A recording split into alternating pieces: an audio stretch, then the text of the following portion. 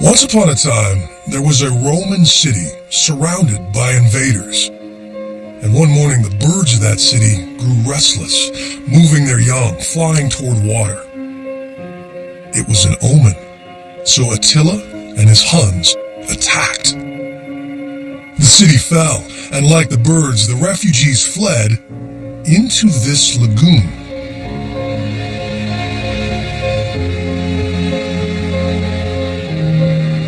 Over the 1,000 years that followed, that settlement of fear and mud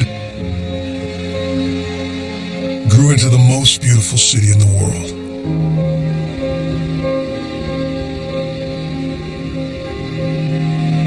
Venice. A city of water and love.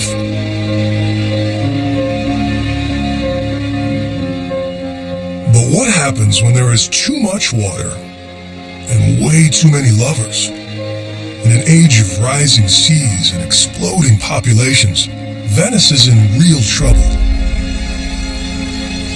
Fighting to preserve its beauty, history, harmony from the most destructive threats. Time and tide and greed. My name is Bill Weir, and I'm a storyteller. I've reported from all over the world, and I have seen so much change. So I made a list of the most wonderful places to explore right before they change forever. This is the Wonder List.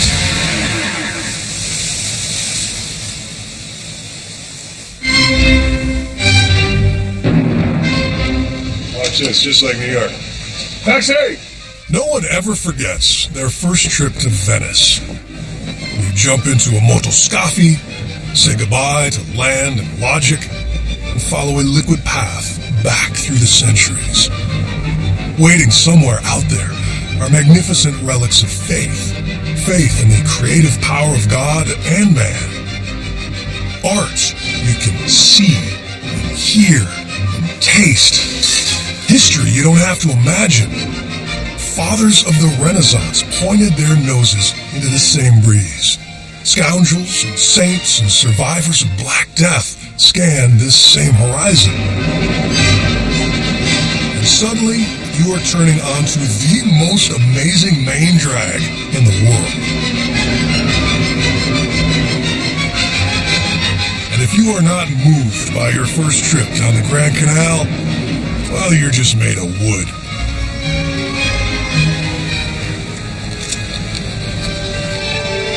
I told my dad I was bringing my wife here for our first anniversary.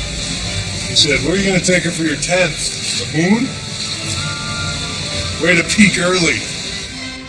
Even without that plastic cup of Chianti and my better half, a gondola ride seems like a good place to start.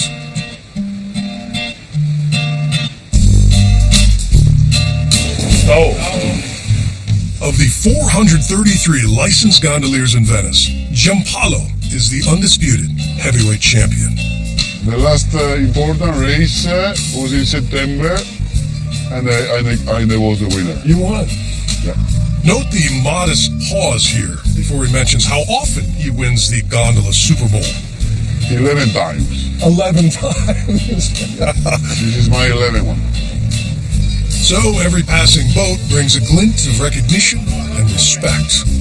Some places have cycling clubs. Here it's a rowing club. That's awesome. Exactly. Thomas Mann's Death in Venice described the roguish solicitude of this profession, and Giampaolo has that in spades. Right down to his taste in history. Is this Casanova's house? Yes. But I like him because, it doesn't work. Yeah. Many women, so... He was the original player, the original Italian playboy, Yeah, exactly. Casanova. Yeah, it's telling that a favorite Venetian son was a womanizing gambler and raconteur locked up for practicing magic They say when he used bed sheet ropes to break out of this prison, his getaway vehicle was a gondola, but nobody knows for sure. You know, he escaped from the Bridge of Sighs, you know? That's what I've read. Well, it was the only one. Although I heard that maybe he didn't escape. Maybe he was a spy and they let him out. Why? Because, you know, we live a lot also with a legend, you know? Right. But it's good to say that he escaped. Sure. So 1254. 1254? Marco Polo lived right here. Yes, this one. And maybe Marco Polo didn't bring Italy's first noodles back from China. There's a reason why we are famous for spaghetti, you know? Pasta.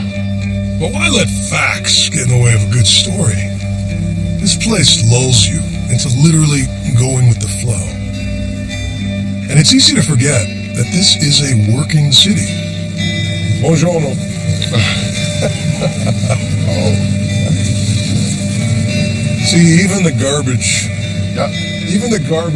trucks in Venice are romantic. Garbage boats. Here, traffic jams are caused by cement mixers sneaking under the Rialto Bridge. If you don't pull over for an ambulance, you might get splashed. And if you drive the Venetian version of a 79 Chevy Vega, you improvise. Oi! That's your horn? Yeah. Oi! Meet Francesco de Masto, architect and author with a bloodline that goes back to the earliest days of Venice. The three-point turn, Venetian style. And nautical skills to match. Let's see if it works. Great.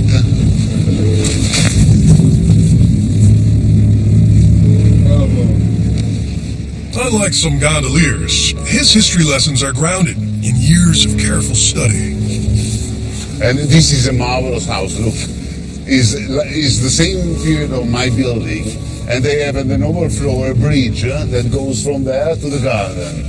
It's fantastic, and here There were gardens in Venice. look, they are secret gardens. Secret. Yeah, and it's marvelous because it goes from an overflow. They pass the bridge and they are in the. I think it's the only one existing in Venice. We slip into the Grand Canal so he can show me the palace that would be his if his great-great-great-great-great-great-grand aunt hadn't been unlucky in love. This is yours? Here? This was the family. Was. Went out in the 17th century. One of the family, a woman that married 4 times, left everything to another guy. And all our money. Venice is the only city in the world that allows you to step out of your door and sail around the world.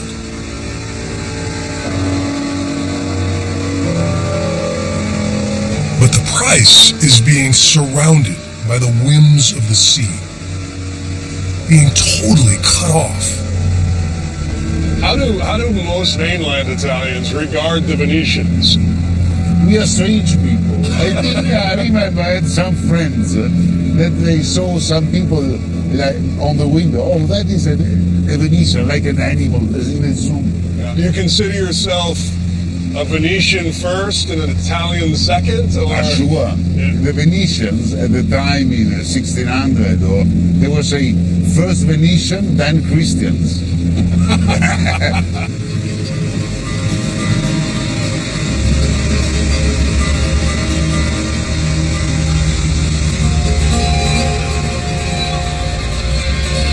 There is another big reason Venetians earn that reputation.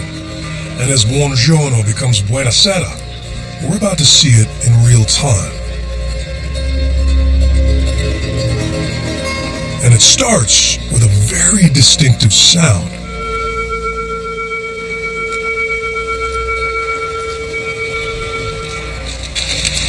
A sound to let these folks know that their marriage with the sea is about to hit another rough patch.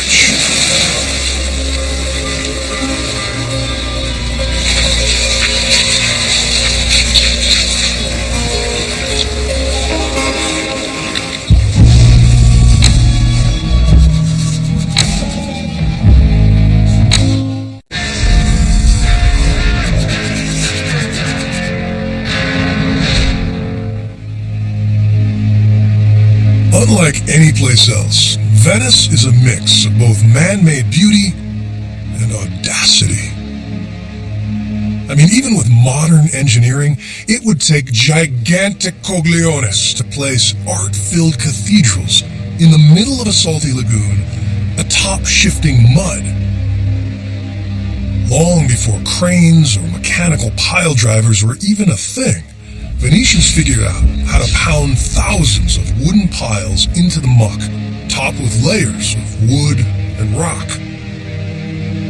Which means that every single brick in this entire city had to be bought or borrowed, salvaged or stolen. And for some reason, that idea seems especially awesome here at St. Mark's Square. Napoleon called it the drawing room of Europe. Galileo demonstrated the first telescope right there in the original bell tower. There's the basilica known as the Church of Gold, and next door the Doge's Palace, where you can almost hear the political scheming that seeped into the walls through the centuries. There may be ghosts filling St. Mark's, but most days it is definitely filled with tourists. And the pigeons who love them.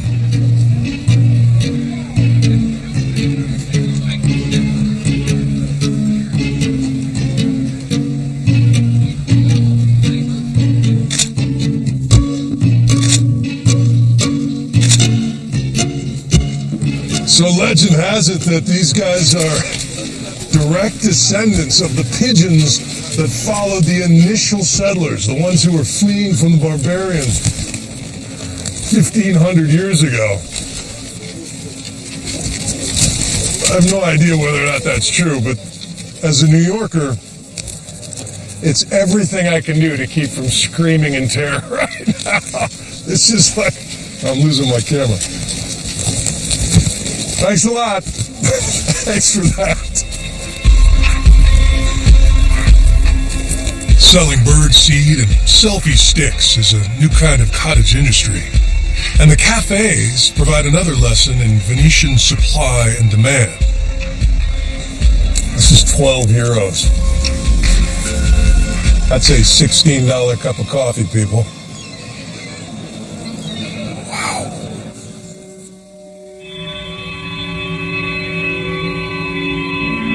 Coming in winter means Venice is lonelier, gloomier. But an empty St. Mark's Square makes a great vantage to watch her other famous phenomenon, which begins with that siren.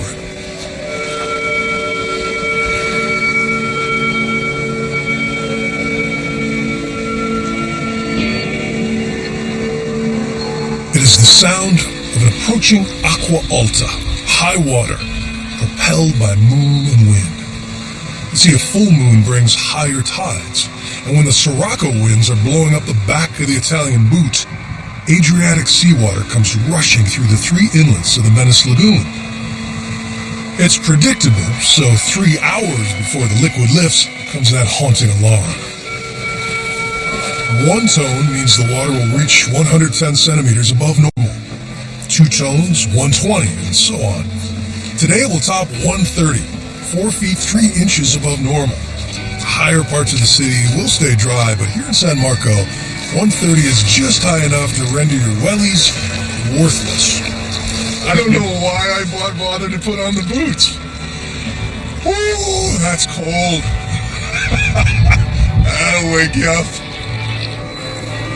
It's been said that the waters of Venice mirror the character of the Venetians, that their mood goes up for 6 hours and then down for 6 hours. They've always had sort of a love-hate relationship with the water around them. The same waves that protected them from invading armies, made them rich as merchants, also bring so much discomfort and misery and existential dread.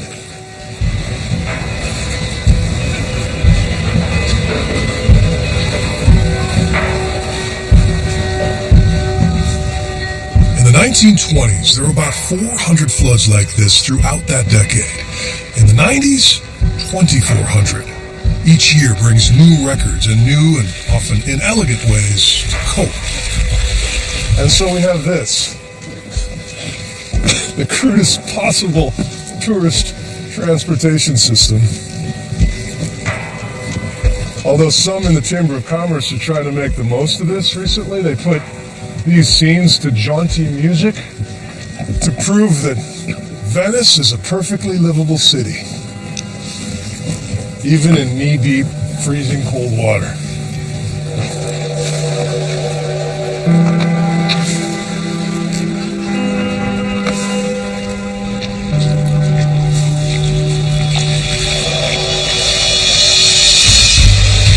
But here's the reality. In the past few generations, over 100,000 Venetians have fled their city for an easier life on the mainland. Less than 60,000 remain. So I want to go into their homes and shops, understand why they stay, and what worries them most. Is it the force of nature or human nature?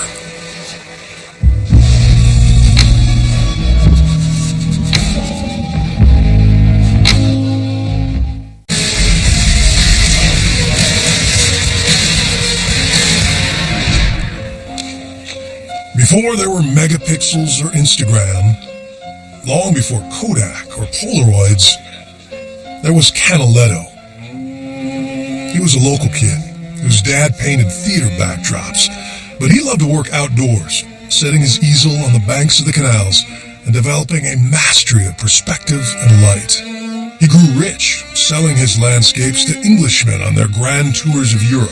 And to this day, his precision is so striking, the skyline so similar, it sometimes feels like standing inside a Canaletto. But 268 years later, there are a couple subtle but hugely important and controversial changes. For one, we now have a giant construction crane turning the old post office into a high-end shopping mall. And for another, there is the level of the water. Scientists have used these 18th century paintings to prove that Venice has been steadily sinking for centuries. But it sank faster in recent years when aquifers were tapped to build massive petrochemical plants on the mainland nearby. That sinking, along with rising seas, means Canaletto would be in for a shock if he walked some of his old neighborhoods on a chilly day like this one.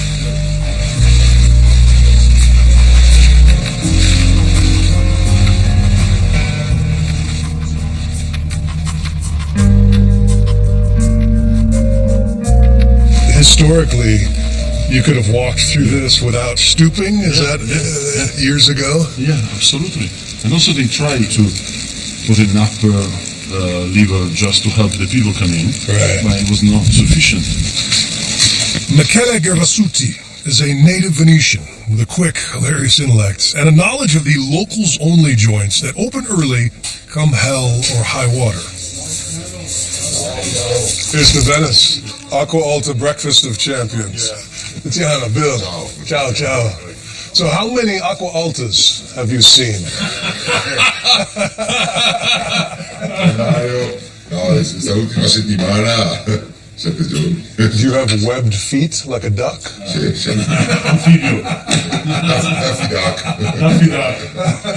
But you never, it's never high enough to close, you don't... Meno lavoro, ma insomma. Less work. Less money. Yeah, yeah.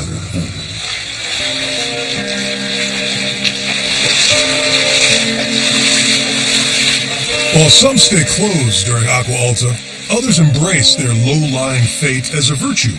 And there's no better example than Aqua Alta, the world's dampest bookstore.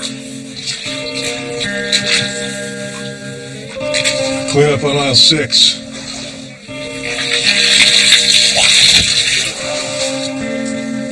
Most bookshop owners would see this as a sign from God that they should move their shop. But this is part of your appeal, right? Yes, Venice is like that. Does it ever get old? Does it ever get exhausting? Yes, it's because we have to book the books up when depends how high it's come.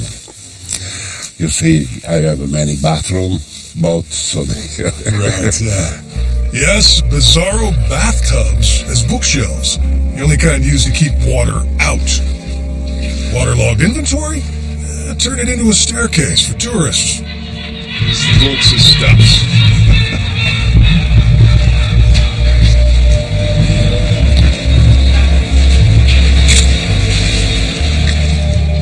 But homeowners like Francesco don't really have that option.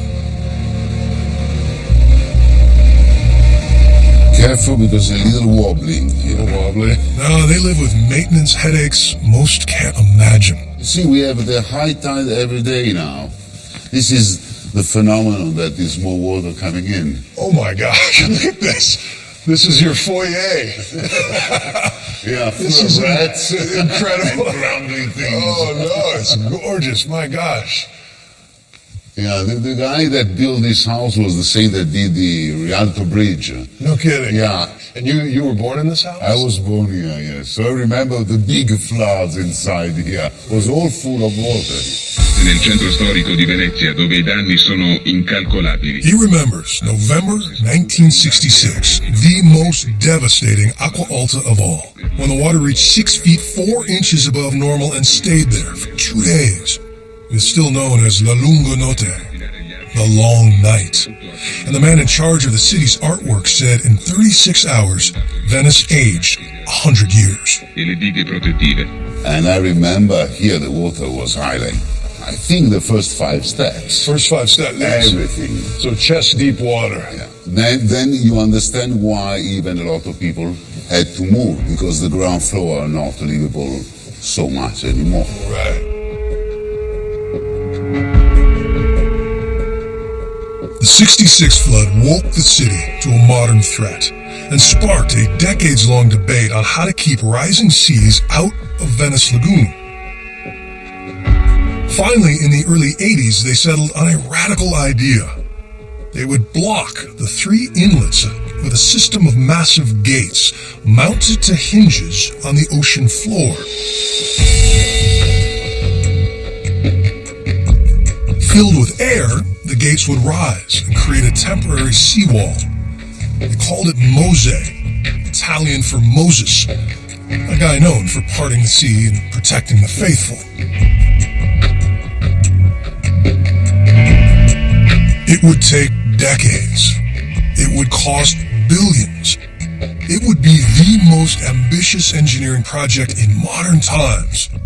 And in 2014, it would land the mayor of Venice in jail. So we should probably go have a look.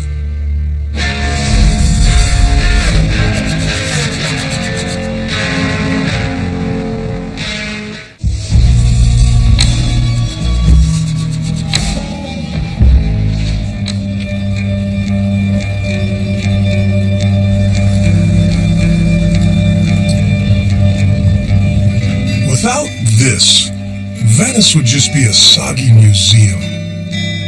Without them, a soulless set piece. You need people who know this town and love this town to run this town. Guys like Andrea Dona. You grew up right here? Yeah. I used to live here on the right side, the last door on the right side, in this ancient 15th century building. And this must have been a shrub when you were a little boy. Like this. The first time he visited a city without liquid streets, he was shocked. When I was a child, I was surprised to see cars in Alata. Hey, look at that! Yes, when I was maybe 5, 6, 7 years old. They have roads made of dirt. He grew up in a place where the neighborhood church was built around the time Columbus set sail, filled with amazing art specific to time and place. What is incredible in Venice that still you have the paintings made 500 years before by Titian, Giorgione, Tiepolo, Tintoretto inside the church on the same altar for which they were fought, with the light coming from the window, and the artist knew that. Very place-specific Yes. pieces of art.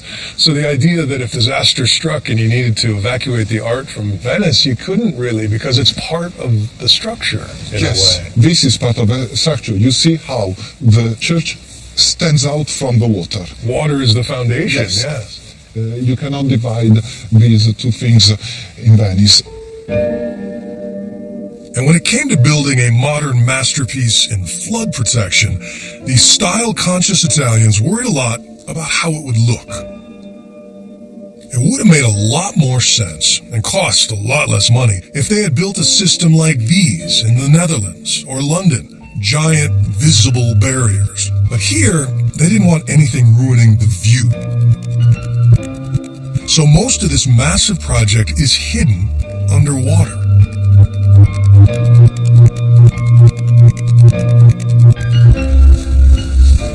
Yet somehow their extravagant style does not extend to their loner hard hats.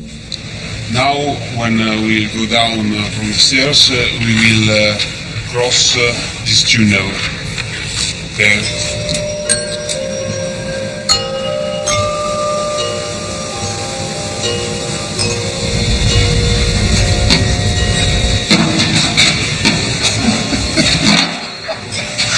Explains the hard hat. We meet Giacomo, one of the lead engineers, 66 feet below sea level. There's no leaks, right? No. Above us are the gates, designed to rise when filled with air and block the surging tides before they flood the lagoon. So this is sort of the hinge of the big gate, right? Yeah, it's attached below. Wow, it's massive. So there's 78 of these, right? Or more, right? The first test was successful, which was the first good news in years. You see, when it was announced, officials said it would cost less than $2 billion and be done by 1995. In reality, it will cost over $7 billion and won't be operational until 2017. Well, when you tell people I'm working on Mosè, what are they? Two kinds of people. One kind, they think it will be useful for Venice, and another part of people not believe that will be useful. Yeah. One reason, 2014's early morning police raid, which rounded up 35 people at the highest levels of Mosè, including Giorgio Orsoni, the mayor of Venice. Some went to prison on plea bargains, while the mayor was placed under house arrest and forced to resign amid allegations of kickbacks, which he denied. What did you think when the mayor and all those others were arrested? I know, I think the politics here is a problem.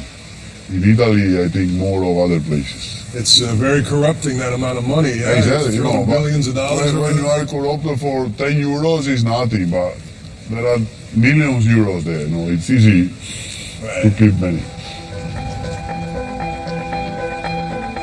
Francesco says he worked on Mosè in the 90s, but quit in disgust. I felt that there was something wrong there. So I was thinking to leave, to stop, because I didn't want to be involved in things that, it's my town, I believe in my town. And now Venice is being asked to believe in this man, a man with the big office here in the renovated Arsenale, where ancient Venetians built their ships. You have to imagine that in their most important moment, they were able to produce one ship per day. A ship a day. Ship a day. Something we are not able to do it anymore. His name is Hermes Reddy. As an engineer, he was the first employee back in the 80s, went off on his own, but then came back and was placed in charge after the scandal. When I saw at last the gates coming out that we first imagined, then we draft, then we designed, then we built. So to see it coming out from the sea has been a great privilege. What went through your mind that day last summer when your colleagues were arrested? We were very upset because the job was affected. I mean, I would like to make a very big difference between the job and the behavior of some of the people which has been involved and the politicians and all this part. I'm sure you know there's plenty of Venetians who aren't sure that this will even work. And we know that somebody is still against the project, but from a technical and engineering point of view, we do not have any doubt. You're solid. You think it's absolutely bulletproof. No, yes. But what science knows about climate has changed in the decades since this plan was hatched. Some think a melting Arctic and rising seas will make Mose obsolete sooner than later. And this initially was designed for a different world, and now if you look at what they're saying... No. He disagrees and says Mose has 2 feet of sea level rise built in. It's the only city in the world which has already something to protect her from this rising. Hermes has been to America to consult on plans to fortify New York against the waves. Low-lying cities from Mumbai to Miami are watching this drama for tips on what or what not to do. But Mose is only a temporary fix, and next we're headed into the place that will ultimately determine the life or death of Venice.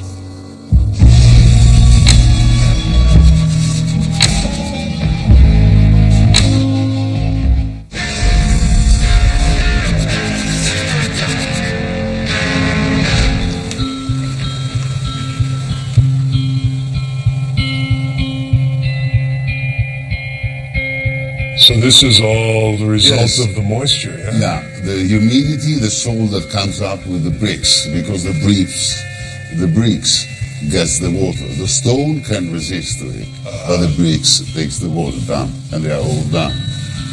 Here with the places of the offices, and this is my ancestor Vise da Mosto. He discovered the Cape Verde Islands when he was 22 years old.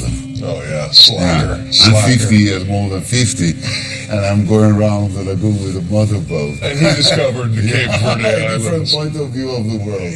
Incredible. Come into my studio. Okay. Sorry for the mess. Oh no. But this is a big. I try always to put the things in order, but it's quite difficult. I'm sure you know where everything is. Yeah, it's a little confused, but... No, it's a sign of a curious mind. A big mess in my mind. We're back at Francesco's Palazzo to meet his wife Jane, a London native turned Venetian activist. Together they try to get the world to see Venice as a canary in a global coal mine. The Mose is a very expensive thing that is not curing the lagoon. It's just a very expensive painkiller. A Band-Aid. Exactly. The sea is eating the lagoon, and the Mose is not stopping that. They can't close it as much as they like because the life of Venice and the life of the lagoon depends on the exchange between the sea and the lagoon. It depends on the tides. The whole system is based on the regular tidal exchanges.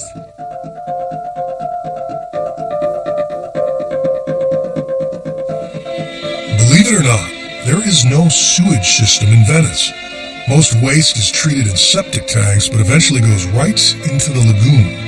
Pesticides run down from mainland farms, so shut the gates every day, and all of this would be a giant, nasty sewer.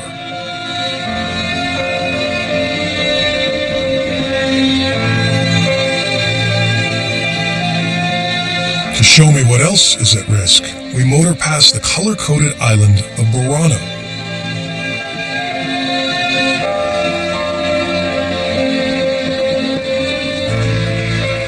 The idea was because when they were coming home, the fishermen could recognize their house from far away, even in the fog, so they could understand where they were.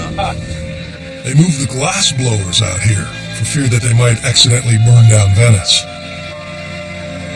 Other islands held lepers or nunneries, and well off the tourist map is the place where it all began. And now we are going to another world, like in Apocalypse Now, lost in the river, lost in the mountain.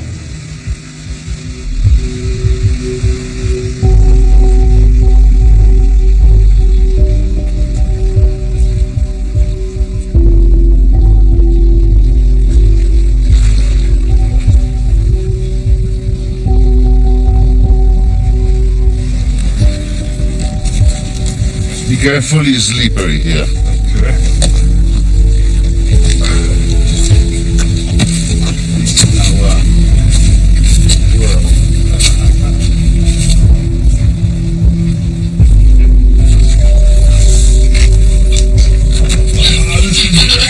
I built my You built the walls, but they fall down with the storm.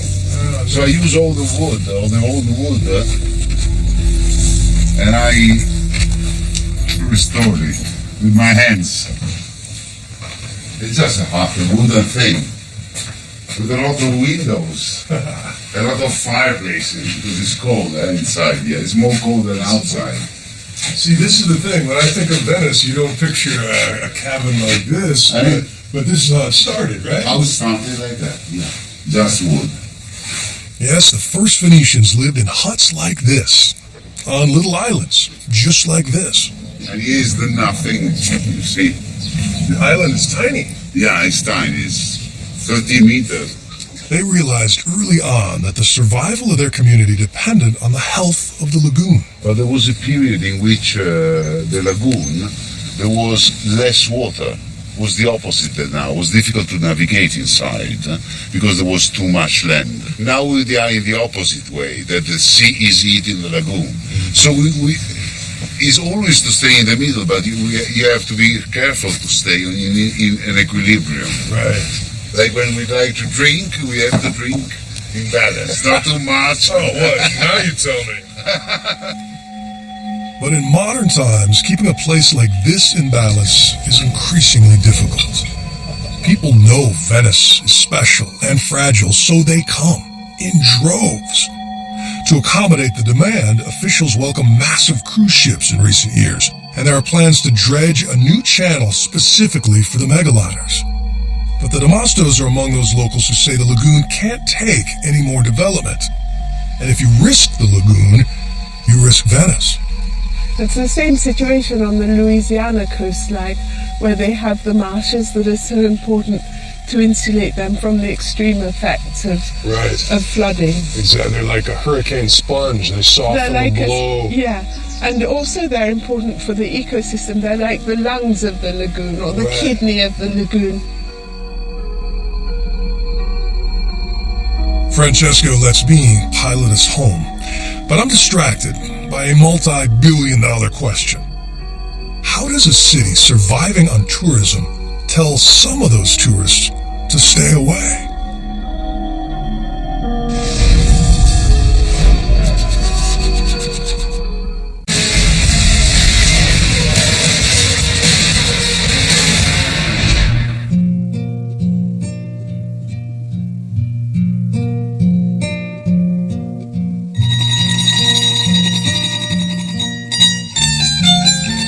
There's a saying here that only slaves row sitting down, pulling oars towards a shore they cannot see.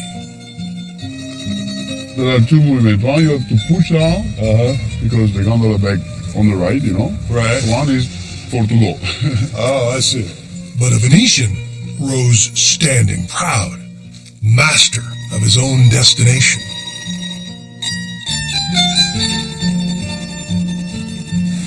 Oh, solo mio. You must hate it when Americans sing. But while they are well paid, cost of living here is 30% higher than the mainland. So some modern Venetians feel like slaves to the tourist grind. At the height of the season, they are outnumbered 600 to 1. For comparison, in Manhattan, it's 8 to 1. So I've been hearing more and more from some people that there's just too many tourists. And maybe it's true. Also for me, so I'm working with the tourists, so I get, it's stupid for me to say are too many, but it's true. So the city is with 60,000, less of 60,000 people, and we have, I think, maybe 20 million tourists per year. You know, so. It's amazing. Yeah.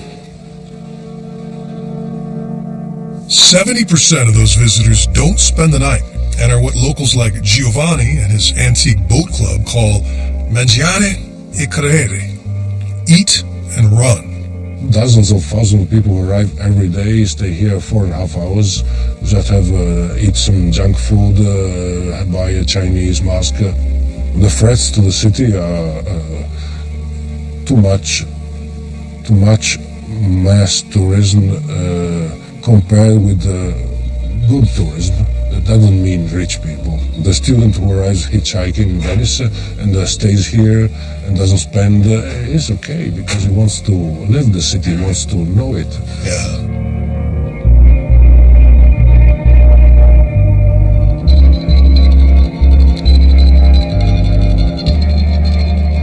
Everybody wants to see St. Mark's Square, quite rightly.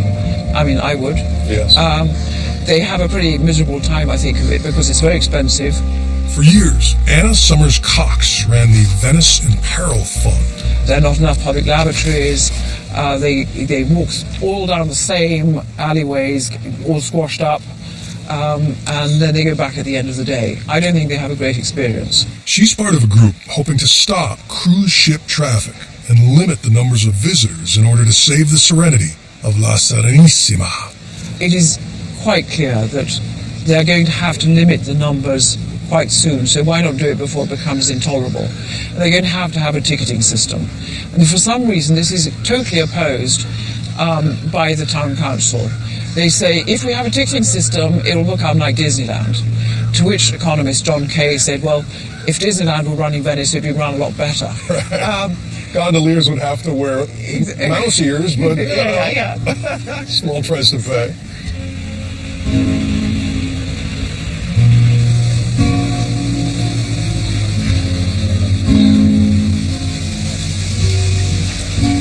What worries you most about the future of your city? Is it the water? Is it human greed? What worries you? L'acqua non è mai stata un pericolo per la città di Venezia. L'acqua è stata la ricchezza, quindi rimane l'ingordigia umana che è molto più grande delle risorse che abbiamo a disposizione. Il pericolo vero. Renzo Scarpa was a member of the Venice Town Council for more than a decade. How would you direct the flow of human greed? Noi dobbiamo far capire al mondo intero che il primo problema è questo. Non è la salvezza del monumento, è la salvezza della vita della città che viene prima. Do you have a number? Is there an ideal limit on how many tourists can come a year and still keep the quality of Venice that you would like? È difficile, io dico già fermare, non aumentare rispetto adesso. Questo sarebbe già un grandissimo risultato.